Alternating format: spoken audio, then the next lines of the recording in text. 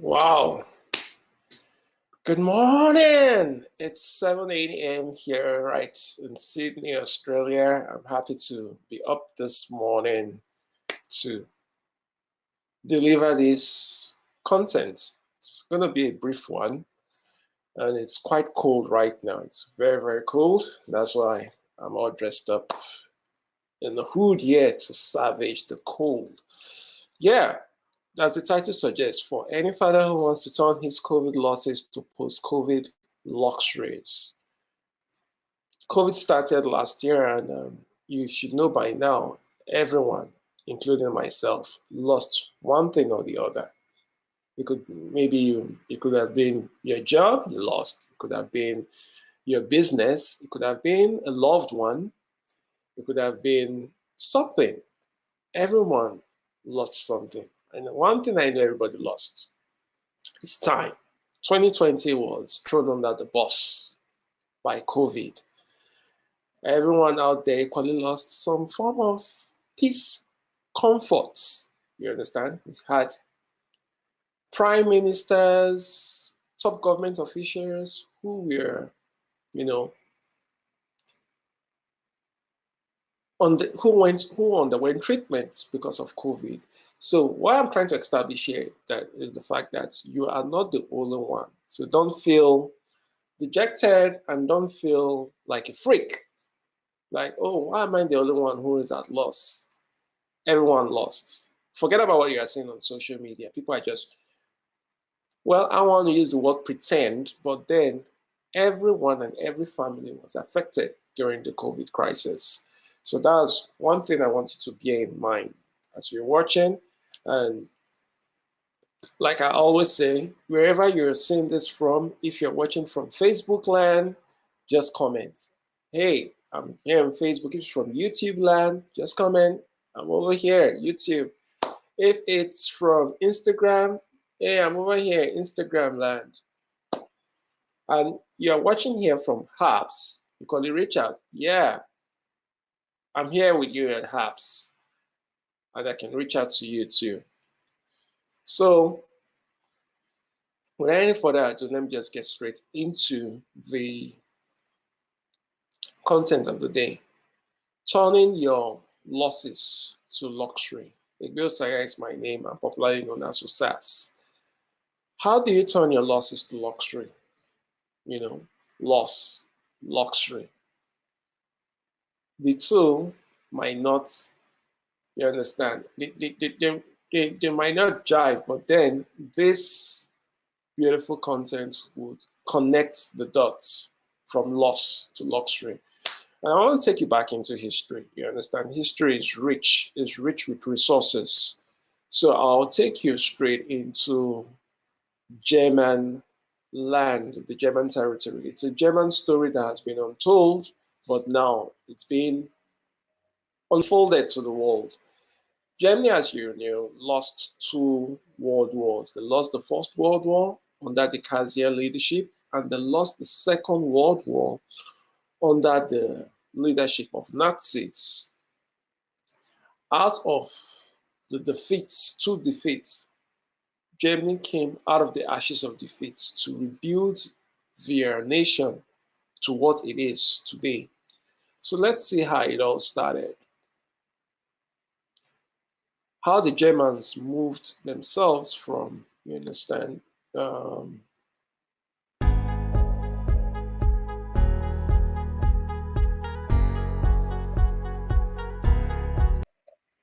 they moved themselves from defeats to becoming distinct in the world and in Europe. Now, these were German soldiers after the German leadership surrendered. They had to surrender. They had to stop fighting. And they moved into Berlin in shame. It was crazy. Fighting a war thinking that you are right, or to discover that you are wrong. And your supposed leaders telling you that, hey, we are wrong. we just have to surrender. They couldn't believe it. They had to surrender to the enemy who they thought was inferior to them. Now, these are the leaders. These equally gave up. They surrendered to the Allied forces out of shame and defeat when they discovered that they were not as superior as they made them to believe. Now, what happened afterwards in Germany is what you should be most concerned with after the defeat. How did they, bounce out of that terrible loss? Now, Berlin was in ruins.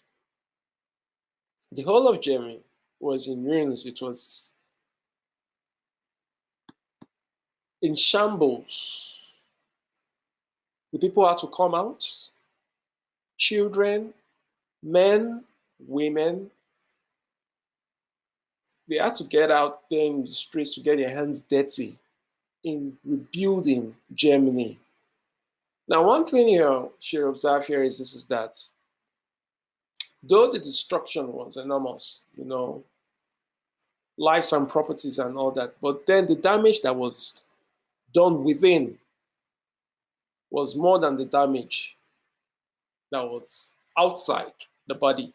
The individual, the soul was gone. Each and every German woke up in shame every morning. But as the time lapsed, they had to get out of their shadows of defeat and have to move into a new mode of victory. And why I say victory was the fact that they lost their territory. They lost the identity which Nazi was trying to impose on them. They lost the war on supremacy. But one thing they did not lose is their love of life. They didn't lose their true identity. Their integrity. And you're just going to discover that right now in a moment. Now the Allied forces occupied the territory, they occupied Germany, and at the same time got their hands full with German ladies. That was the first element, first trophy the Allied forces acquired in post-World War II.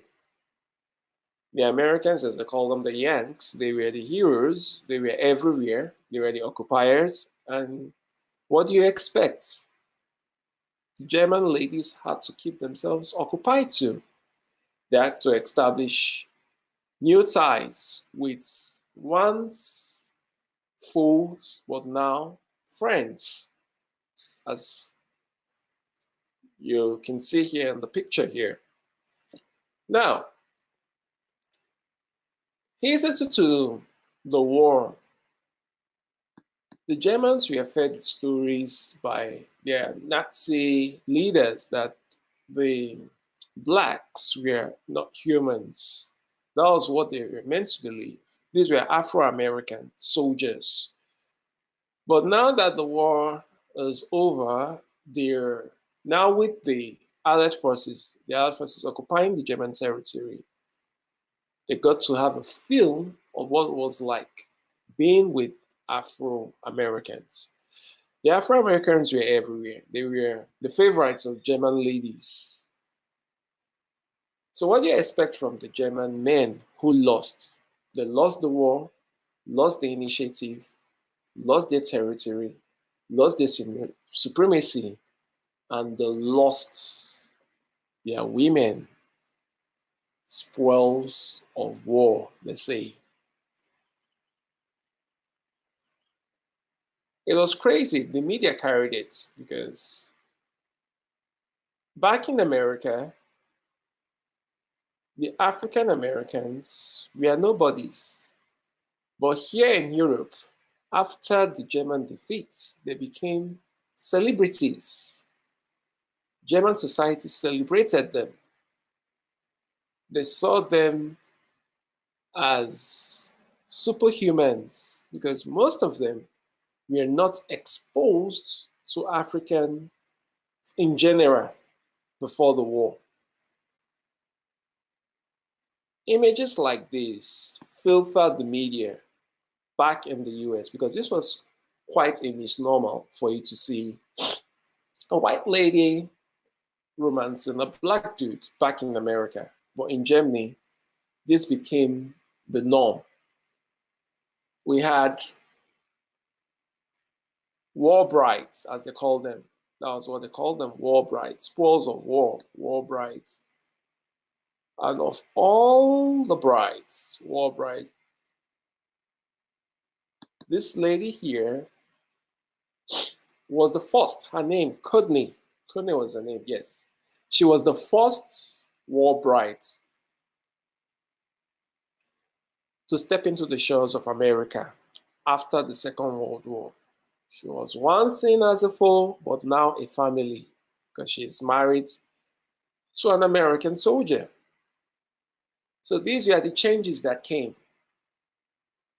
with the victory, the Allied forces victory and the German defeat, or should I say the Nazi defeat, because after the war, it became crystal clear that the Germans were the last prisoners of the Nazis because they didn't really know the truth.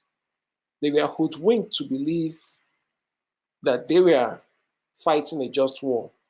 But at the end of the day, as time lapsed, they discovered that everything was all hoax. Everything that were fed to them by the Nazis were all lies.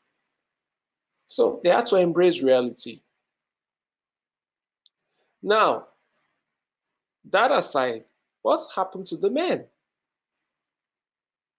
What happened to the men, the German men who surrendered? What happened to them? Remember, what happened to them? They surrendered in shame and defeat. But like I said, it was not all gloomy at the end of the day or doom at the end of the day. They lost everything. They lost their territory. They lost, should I say, their superiority. But they did not lose one thing, which is their core value of precision. So the Germans, over the years, under the tutelage of America, rebuilt their society came back into the tenets of their core values. And what they did was this, despite the world, frowned at them. Oh, these guys are war freaks. These are Nazi freaks. They are demons. We shouldn't associate with them and all whatnot. But then the Germans, they went high and beyond, above all these labels, to come up with something that the world will woe at. And these are what I'm talking about here. German brands, they turned their losses into luxury.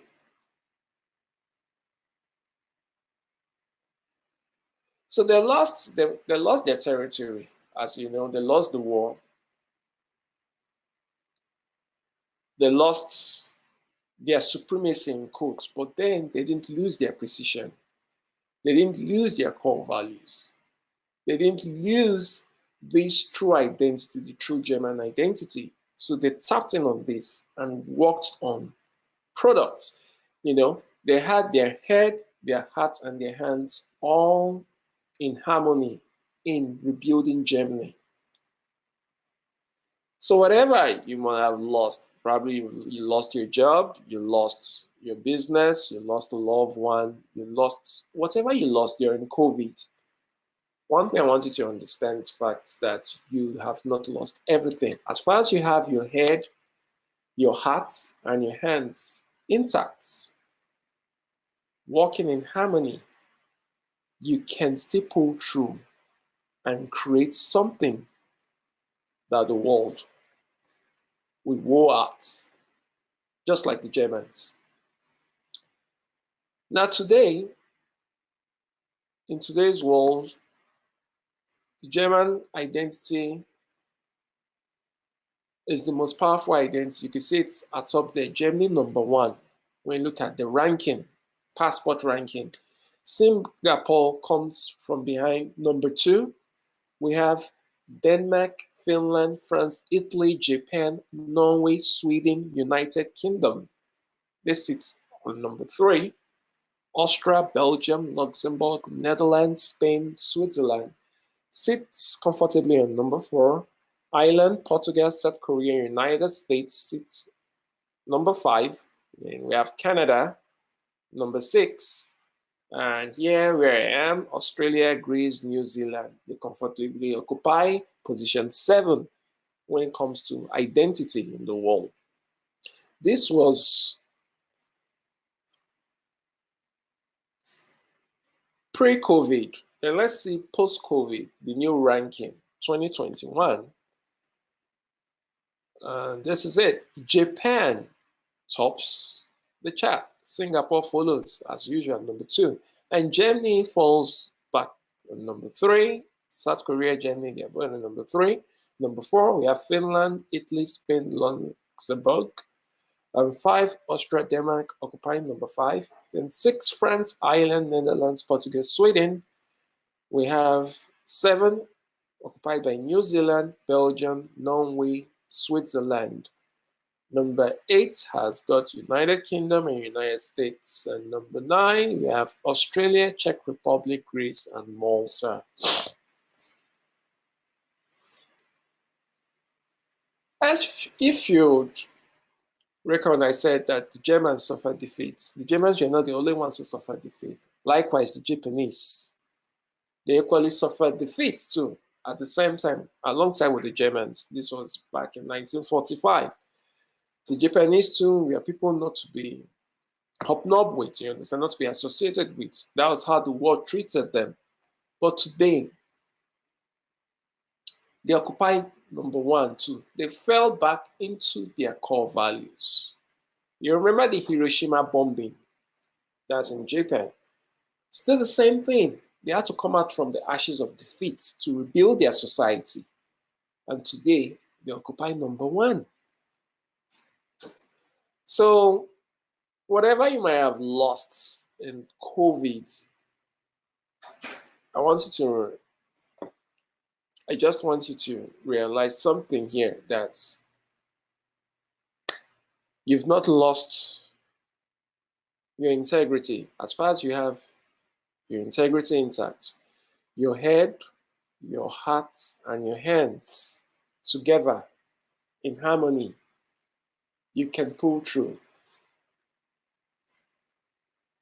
In subsequent stream, I'm going to talk more about your integrity. The head has to be with your mental stability. Your heart has to go with your emotional stability.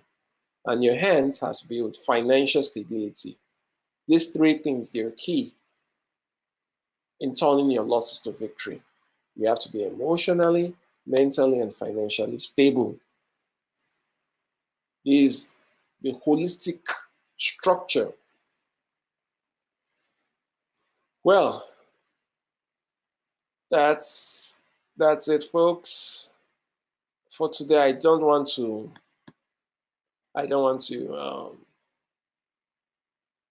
go further than this today. This is just the intro. I want you to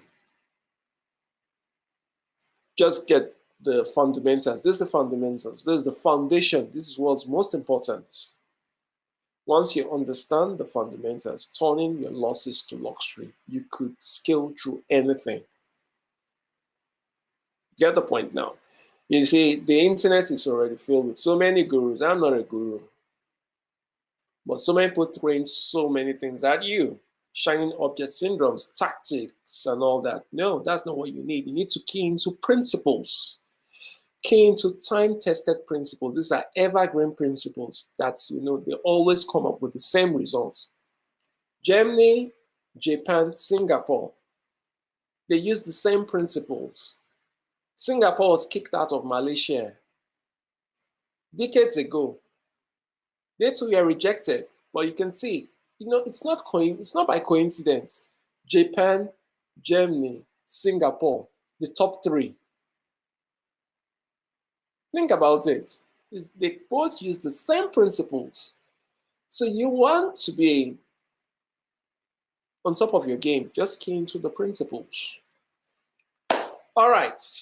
Next week, I'll be back again, tentatively like Wednesday, because the lockdown is still on in Sydney. We're going to be here till July 30th. So this is how it's going to be. And remember, 7th of August, it's my birthday, and that's when we're going to open the cards for 30 fathers. And we'll scale from there to 300 and, still scale from there. So thank you for listening. It's very cold here. I have to go get my tea, and we'll see you next week. Have a lovely weekend. Bless you.